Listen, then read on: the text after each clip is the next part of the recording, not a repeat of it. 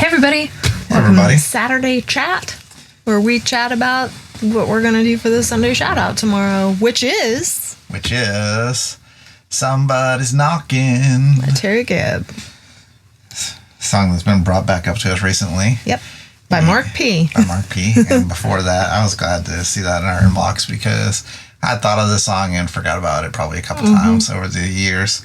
And I hadn't really dove into this song or tried to learn it or had a huge listening spree with it, but it was one of those songs that would always come back up. You know what I mean? I like that listening spree. Listening spree. That's nice. Yeah. This one, I guess in the back of my mind, the funny story, I was going to tell myself a little bit because I knew the song was by Terry Gibb and hadn't heard it in a really long time. The first time that it came up to me, probably, I don't know, 5 or 6 years ago when I was thinking about it. And I looked it up and I listened to it one time and I didn't really look at the pictures or anything. I just played it. And I was like, Terry Gibbs. And I was like, okay, cool. One of the Bee Gees. And then, no, not one of the Bee Gees. No. It's a lady with a completely different history than the Bee Yes. Gees. And it's an interesting one. Yes. So you tell me about Terry Gibbs because I didn't know that she was blind, but then you told me she was. She's blind. She was born very underweight, like so 2 pounds, like under 3 pounds, and they had to put her in an incubator, and it was in a time where they didn't know you needed to shield the infant's eyes, and so it was an incubator accident which caused her to be blind. Yeah, so I don't know if there's any vision there. There's not like a ton of information. It's pretty personal. That's a pretty personal thing, but I know that there's different increments of blindness. So. Yeah, that's pretty crazy. I never stopped to really consider that was a thing. Right? Like incubator accidents. No. Because we didn't know how to She was little, tiny bitty baby. Of newborns at one point in our lifetime. We didn't know how to protect the baby's eyesights. It's like, wait, what? Everything, like, I give a lot of grace to folks in medical because it's called a medical practice. Everybody's just practicing until we get it right. It's come a long ways in a very short time, considering at this rate we should be able to transport our singularity into another organism in our lifetime at the speed of that is a wild thought to have. Okay. Wow. Somebody's knocking indeed. It's AI. Somebody's knocking. Or like transferred intelligence. What is that? TI, I guess. I don't know, but I'm thinking that the song fits really well with our cosmic cowgirl theme. It has like a very much like a horse rider rhythm at the beginning. It always reminds that particular rhythm is not unique to this song, the one that it starts with. I've heard it in other songs. For sure. I can't think of one off the top of my head. There's nothing new under the sun. Every time I hear it, it definitely reminds me of a horse, like riding a horse for some reason.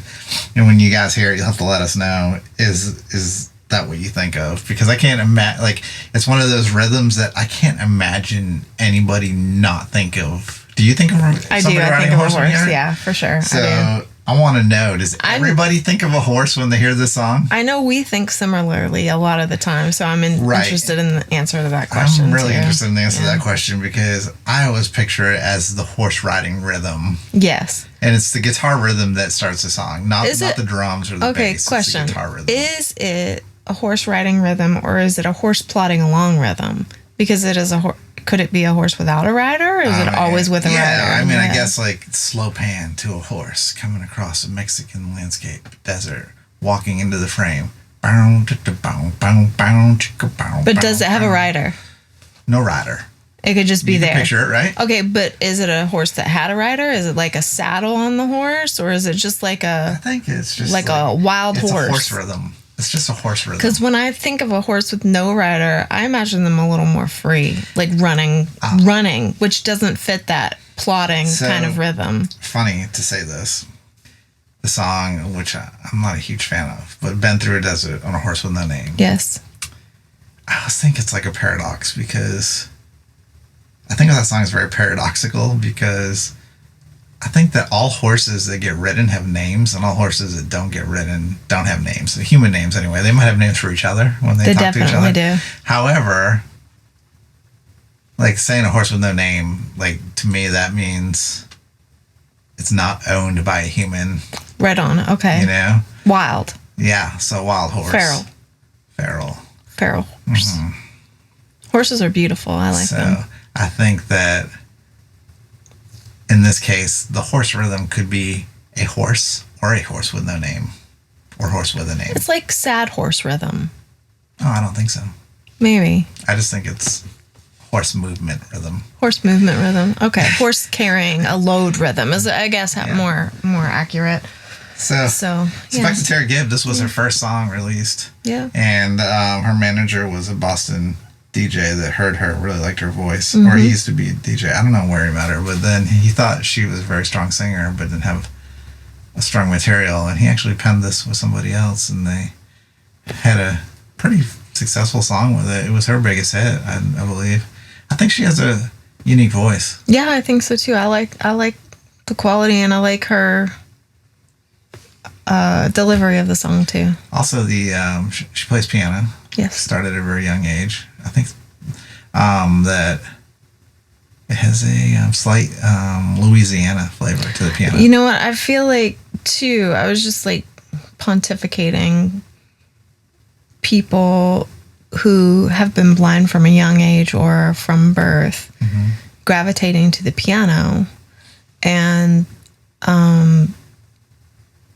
I wonder if there's something to that tactile nature of the piano, or if that's just something that a lot of households had that's readily available, or piano lessons are the thing to gravitate to, or if that's something that, because of the diminishment of the one sense, the heightened sensation in the hearing, they want to go. Right. Like, I just wonder, is there a link there for piano specifically? I think the layout of it lends itself, because it's all the time the same. I'm trying to think, it's consistent intervals. Where, I don't know. I can't think of like a lot of blind guitar players off the top of my head. But I'm sure they're out there, and I'm sure that somebody will list some in the comments for us. Yeah. But it's interesting because you got Ray Charles and Stevie Wonder, and but it's more than just that. Like, they've risen to a really high level of excellence. Well, we know that, like, with the loss of one sense, others improve. Yeah. They've even tested that sense of taste and smell improve with the loss of another sense. That's wild. Yeah, it's pretty crazy. I wonder if the humans tested that, or is that what they do when they beam you up? Cosmic pontification.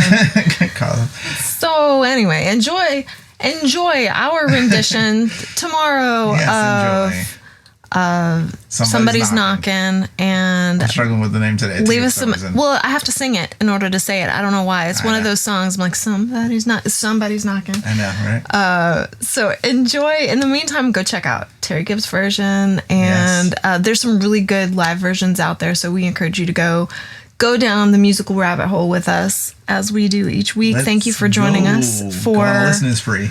But going on listening is free with us. Thanks for joining us for the Saturday chat. We will see you next week and tomorrow, fellow time travelers and cosmic cow people. Thank you for joining us. We appreciate each and every one of you. See you next week. Stay cosmic.